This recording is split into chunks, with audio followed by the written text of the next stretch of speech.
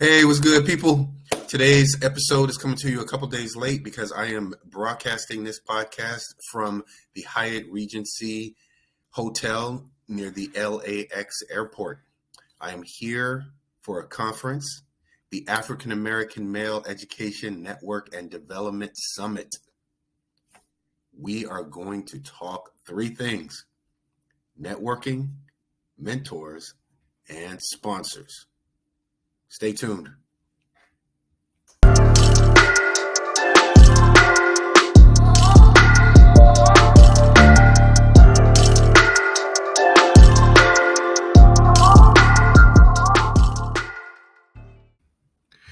Hey, party people.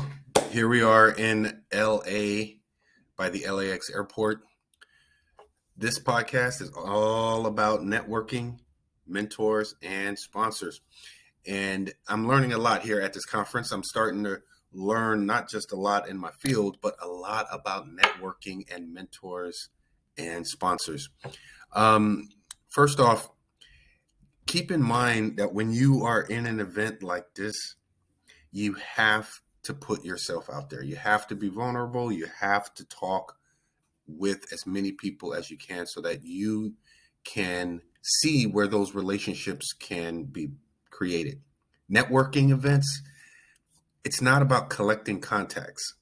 It's not about seeing how many business cards you can get. Networking is about planting relationships, right?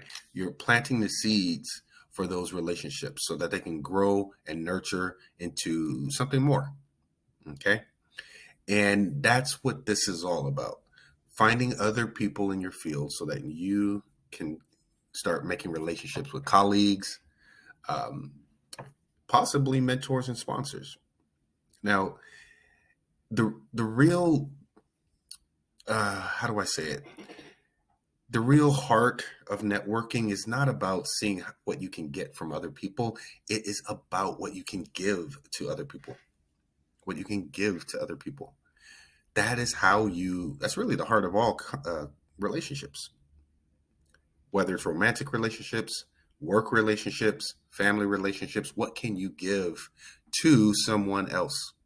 Okay, like the great Zig Ziglar once said, you can have everything in life you want if you will just help enough other people get what they want.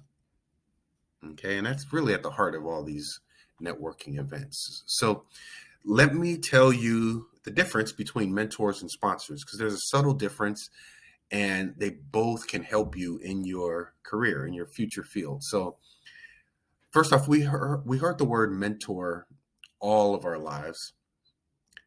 A mentor is simply someone who has been where you are trying to go. If you want something in life, if you want to be something in life, if you want to go somewhere in life, the best way to do that is to find somebody who's already done what you were trying to do and form a relationship with that person. Okay. Jim Rohn once said this: you are the average of the 5 people you spend the most time with. If I spend time with a mentor, some of those things that the mentor has will rub off on me. Some of those character traits, some of those skills, I will absorb some of those things when I hang around somebody who's been where I'm trying to go. Okay. And that mentor relationship still is a relationship. So at the heart of that relationship, there is still the giving. What can you give to a mentor so that they can give back to you, right? It's about generosity. Okay. Sorry about that. I know you all hear my son in the background there. The mentor relationship is still a relationship. So it's built on communication and generosity. Okay. The difference, though, between a mentor and a sponsor is really, really important. There's a woman named Sylvia Ann Hewlett who is an economist, and she was the president of an organization called the Center for Talent Innovation. She published a book several years ago called Forget a Mentor, Find a Sponsor. And it's a catchy title. We don't necessarily want to forget mentors, but the purpose of her book was to explain the importance of sponsors. It was a book based on a 2-year study conducted in the United States and the UK involving over 12,000 men and women. And she described the sponsor as a powerfully positioned champion, right? Here's how she explains it. I'm going to use her words here. She says, mentors act as a sounding board or a shoulder to cry on, offering advice as needed and support and guidance as requested. They expect very little in return. Sponsors advocate on their proteges' behalf, connecting them to important players and assignments. In doing so, they make themselves look good. And precisely because sponsors go out on a limb, they expect stellar performance and loyalty. Why in the world would a sponsor do this for a rookie like you? Well, party people, that's why I'm here, to help you through this. And that's a good question. And the answer is because sponsorship is a two-way street. A sponsor is willing to connect you with the right people and provide you with the right opportunities and assignments. But in exchange, that sponsor expects you to deliver great work, because that sponsor is not only putting his faith in your potential, but literally loaning his reputation, hoping that it will pay off for both of you in the future. Something interesting happened yesterday. A couple of interesting things happened yesterday. As I am connecting with different people at this conference, met up with a former colleague and friend, Dan, who I was talking with about my future plans. For those who don't know, I am going back to school to get my license as a therapist. And it's going to take some while, but part of this process involves about 3,000 hours worth of supervised practice before I could get my license. And as we were talking, we overhear someone else who happens to be a licensed clinical counselor. And Dan says, you need to go talk to that person. And I said, you're right. I got to go connect with that person. And so I go over and talk to this counselor, and it turns out I can get some of my clinical hours through her office.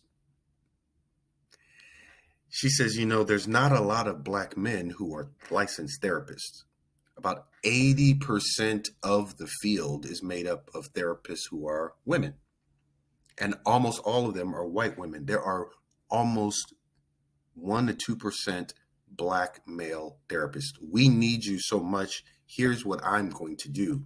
When you are ready to get your clinical hours, you come to my office and you can start there for free. See, a lot of you don't know this, but therapists in these programs who are getting their licenses, they often have to pay for their own supervision.